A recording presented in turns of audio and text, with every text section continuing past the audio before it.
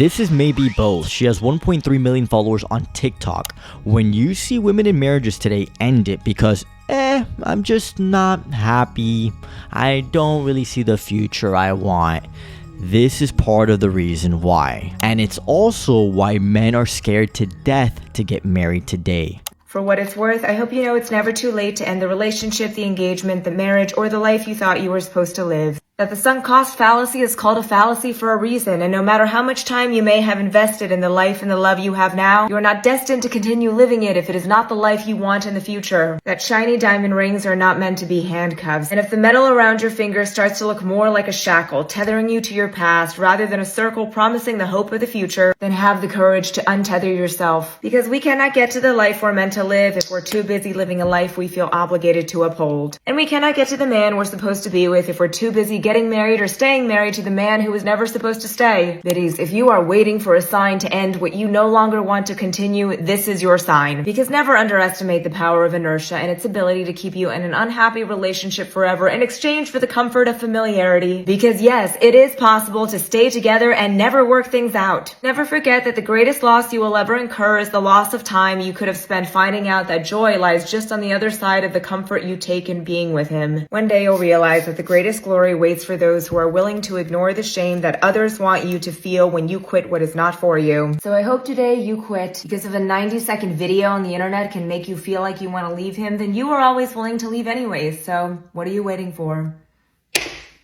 In 2024, I'd argue that it doesn't matter if a woman had a good father figure in her life, if she had a good brother in her life, if she had a positive male influence in her life. When it comes to dating and relationships with men, women aren't turning to these men for advice. They're turning to the sisterhood. They're turning to the culture. But most importantly, they're turning to the phones, to TikTok, to influencers. Remember how the algorithm works.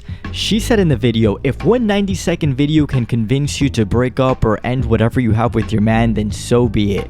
But that's not how it works. These algorithms will send you similar videos, one after the other. It's why when you're all of a sudden motivated to go to the gym and you're watching gym content, your entire algorithm feed, 90% of it becomes gym content related. When you're watching relationship help things and you're trying to deal with something in your relationship, your entire feed now becomes people giving you advice about your relationship. See, it's no longer just the 5 closest people around you that influence you. My issue with the video is that she mentioned marriage. If this is just casual dating, then yeah, go for it. But if you're married, so just, hey, fuck the vows. My happiness comes first, but happiness is just a feeling that comes and goes. It's something you have to work at in your relationship. It's something you have to work out from within, but these people don't want to work at anything. That's the problem with the culture today, and it comes back to bite her in the ass, because now let's take a look at a video where a guy basically runs her playbook. This video is for all the biddies who feel like he got the best of you, but you got the worst of him as you watch him become the boyfriend or the fiance or the husband to the next girl that you always wanted him to be for you. Story time! 6 years ago, I was the first woman to date Chad after he ended his engagement and when he dumped me because he needed to date more women before he settled down again. I remember feeling foolish as all hell because I had just spent the last year giving him the best version of myself in hopes that my best would make him stay. Not realizing that I could have been God reincarnated and Chad would have still wondered if there was something better out there. Sounds like the average woman today though. That sounds like exactly what you're preaching. And we cannot get to the man we're supposed to be with if we're too busy getting married or staying married to the man who was never supposed to stay. And here she's saying she felt foolish as all hell and they were just dating. Imagine being the guy in a marriage where a woman tells the man who purchased the ring, set up the wedding, already made the plans, got married, did the whole shebang, and the woman goes, you're preventing me from my future man, the man I truly want to be with. How much of a joke is marriage today that now the guy that you're married to is the guy that was never supposed to stay? Because as my dad told me in the depths of my post-breakup despair, some men are truly too stupid to recognize a treasure when they have one. As are women. And the truth is, I did give him the best version of me at the time, but what I didn't realize was that I was about to get so much fucking better because he left me and not in spite of him leaving me. What I thought was the best I could do was only what I convinced myself to settle for at the time. And that if nothing else, I hope you remember today, biddies, that even if he did get the best of you, you are meant to be so much better in the future than the best version of yourself now. One day you'll look back and realize that Chad did not in fact get the best of you. He made you into the best of what you are now. So, dear Chad, thank you. And what's next?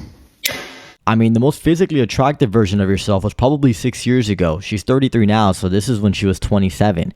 I mean, look at these makeup videos, the before and after. She looks like a completely different person. If you learn nothing else as a woman, I hope you learn this, that there is a difference between a man who wants to provide for you and a man who wants you to believe he's providing for you in order to control you. Because if there's anything I've learned from my 33 years on earth, it's that a woman's place is wherever she feels most at home. But that some of us have been taught to feel at home in a place that is not ours but our husband's home. Biddies, never forget that it is indeed still a man's world. And in 2024, we are not only trying to survive living in a man's world, we are trying to change the fact that for too long it has only been a man's world. Never underestimate the power of the lie we've been sold that our place is in the home rather than in the workforce. What year is this? In 2024, women are thriving. They're more college educated than men, and they're buying more homes than men. Single women over single men. So I don't know where this is coming from. And when it comes to the workspace, women, at least anecdotally, from what I see outside, it's such a luxury to have a woman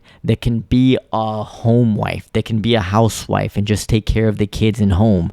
That's such a luxury today. I rarely ever see that. And the women that are career oriented that I see, they still joke with me and they're like, I wish someone would retire me. I want that guy to retire me because of the grind and the economy and everything like that. This woman lives in a bubble. Because I've never met a woman easier to control than the one who didn't have enough money to leave. And look, I know working can be a pain sometimes, but there's no greater pain than realizing that the man you married only offered you protection in exchange for your servitude. And there's no greater pain than realizing that the woman that you're married to only offered you her love and her body in exchange for you being a provider. This is so stupid. Just say the quiet part out loud. We use each other. We benefit each other. This is a PSA to all the biddies whose dream it has been since the dawn of time to become stay-at-home mothers. You don't need to give up on that dream, but you do need to make sure that the home you choose to stay in is actually a home and not a glorified prison. One day you'll realize that it was never about choosing your career over your family, but that it was always about making sure you had choices in case you married an a-hole. And at the end of the day, please remember that it's very hard to bring anything to the table if you have no money or time to pay for it because you spent your life serving a Chad. So now the modern women are only working because they're just preparing to leave you. They already have their backup options and their backup plans. Look, go ahead and work. Go do what you got to do. And there's no one-size-fits-all relationship. But these are the problems that you're going to encounter now with a marriage. It feels like everyone's just plotting to leave. This woman is like absolutely paranoid of being controlled. It sounds like she wants to be single while in a marriage. It sounds like she wants a husband, but she doesn't necessarily want to be a wife. But alright, you set up those backup plans, you get those backup guys, backup everything ready, because of course, you never know. Your husband could be the one stopping you from getting to the guy you should be with, your future husband. Duh. Guys, this is the culture. We're cooked.